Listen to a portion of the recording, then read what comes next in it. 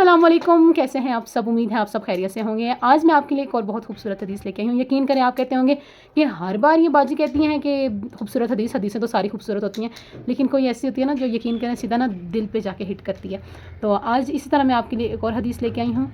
حدیث کو سننے کے بعد نا یقین کریں آپ کے یہ ڈاؤٹس تو کلیئر ہو جائیں گے کہ کیا دم کرنا چاہیے یا نہیں کروانا چاہیے، اور قرآن و سنت میں نا اس کے بارے میں کوئی بات ہے بھی کہ نہیں۔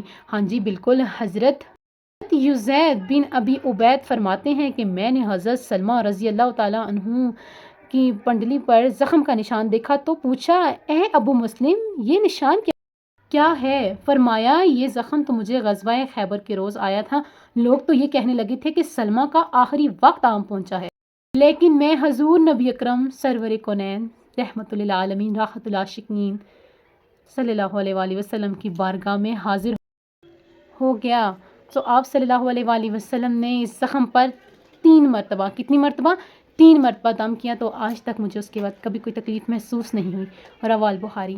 تو اس حدیث سے یہ ثابت ہوتا ہے کہ آپ دم کروا سکتے ہیں، اور بہترین ہے کہ قرآنی آیت ان کو پڑھ کے اس سے دم کریں، خاص طور پہ یہ جو ہے سورۃ فلق، سورۃ الناس، اور اس طرح جو دوسری دیگر آیتیں جو قرآن و سنت سے ثابت ہیں تو ان سے پڑھ کے دم کریں، اپنے لیے دعا مانگیں، تو انشاءاللہ اللہ تعالیٰ آپ کو ضرور شفا دیں گے۔ جزاک اللہ خیر، ہنستے رہیں مسکراتے رہیں۔